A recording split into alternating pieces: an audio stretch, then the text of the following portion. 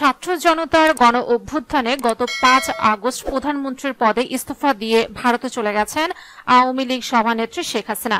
গত 8 August Nobel বিজয়ী doctor Mohammad ইউনূসের নেতৃত্বে গঠিত হয় নতুন অন্তর্বর্তীকালীন সরকার।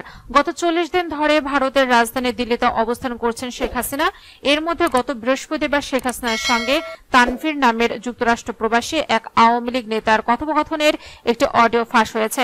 সেই অডিওতে শেখ হাসিনাকে বলতে শোনা যায়, আমি দেশের খুব কাছাকাছি আছি, অদূরে নেই, আমি খুব কাছাকাছি আছি যাতে আমি চট করে ঢুকে পড়তে পারি। শেখ হাসিনার ফোন আলাপ ফাঁসের ঘটনায় সামাজিক যোগাযোগ মাধ্যমে ব্যাপক আলোচনা সমালোচনা শুরু হয়।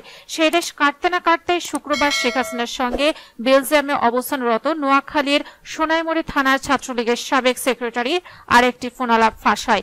সেখানে শেখ হাসিনা দাবি করেন তিনি পদত্যাগ করেননি, এখনো বাংলাদেশের নির্বাচিত প্রধানমন্ত্রী। টুডে বাংলা নিউজের দর্শকদের জন্য সর্বশেষ ফাঁস হওয়া ফোন আলাপের সংক্ষিপ্ত অংশ তুলে ধরা হলো। শেখ হাসিনা বলেন, সে তো জবরদখল করেছে, তার কোনো লিগ্যালিটি নাই। উপদেষ্টা বলে, আমাদের কোনো পদ নাই, মানুষ খুন করে মেরে একটা সিচুয়েশন তৈরি করে তারপর সে ক্ষমতায় গেল। সাবেক ছাত্রলীগ নেতা উত্তরে বলেন, জি আপা, এগুলো আমরা ইউরোপীয় পার্লামেন্টকে জানাচ্ছি। শেখ হাসিনা বলেন, আমি তো পদত্যাগ করি নাই, আমাদের কনস্টিটিউশনের আর্টিকেল 57 অনুযায়ী যেভাবে পদত্যাগ করার কথা আমার কিন্তু সেভাবে পদত্যাগ করা হয়নি। সে কিন্তু 6 তারিখের জায়গায় 5 তারিখ নিয়ে আসলো। 5 তারিখে নিয়ে আসার ফলে এমনভাবে চারিদিকে লোক ঘেরাও, আমি দেখলাম যে এখন যদি ফায়ার ওপেন করে আমার এখানে সিকিউরিটি, তাহলে অনেক লাশ পড়বে, লাশ ফেলে আমি ক্ষমতায় থাকতে চাই না।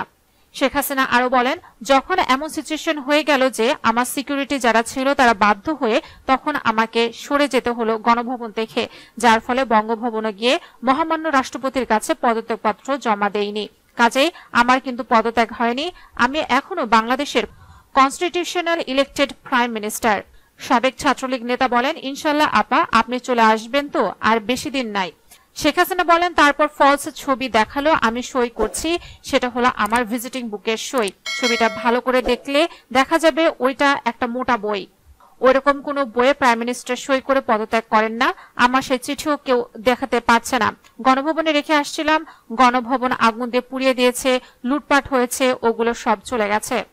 শেখ হাসিনা আরো বলেন, যে কটা মার্ডার হয়েছে পুলিশের গুলিতে কিন্তু হয়নি, মুভমেন্টের ভেতরে কিলিং এজেন্ট ছিল, ওরা যে বুলেট ব্যবহার করেছে। অ্যাডাইজার শওকত সাহেব আর্মির লোক, উনি নিজে বলেছেন এই বুলেট তো পুলিশের কাছে থাকে না, তার মানে সাধারণ লোকের কাছে ওই বুলেট ছিল। আজ পর্যন্ত এই বুলেট সম্পর্কে কোনো তদন্ত নেই এবং এই রাইফেল কে ব্যবহার করেছে কোনো তদন্ত নেই। এমনকি কিছু পুরুষ মানুষ বোরখা পরে ইন্ডাস্ট্রিতে আগুন দেওয়া থেকে শুরু করে এগুলো করছে। শেখ হাসিনা বলেন, আমি লাশের স্তূপ দেখতে চাইনি। শেখ হাসিনা আরো বলেন, তারপর কত মানুষ মারলো, পুলিশ মারলো, আনসারদের কোনো হদিস নাই। আওয়ামী লীগের অগণিত নেতাকর্মী হিন্দুদের পরিবার মেরে লাশ গুম করা এবং মেয়েগুলোকে তুলে নিয়ে যাওয়া। ইডেন কলেজের একটা মেয়েকে মেরে ঝুলিয়ে রেখে বলল আত্মহত্যা করেছে। শেখ হাসিনা বলেন, এখন সবার বিরুদ্ধে মামলা, বাকি সব জেলখানায়, কেউ নেই। প্রসঙ্গত, দেশ ছেড়ে ভারতে চলে যাওয়ার পর শেখ হাসিনার সঙ্গে অনেকের ফোন আলাপ ফাঁস হচ্ছে। এর মধ্যে সর্বশেষ বৃহস্পতিবার ও শুক্রবার পরপর 2 দিন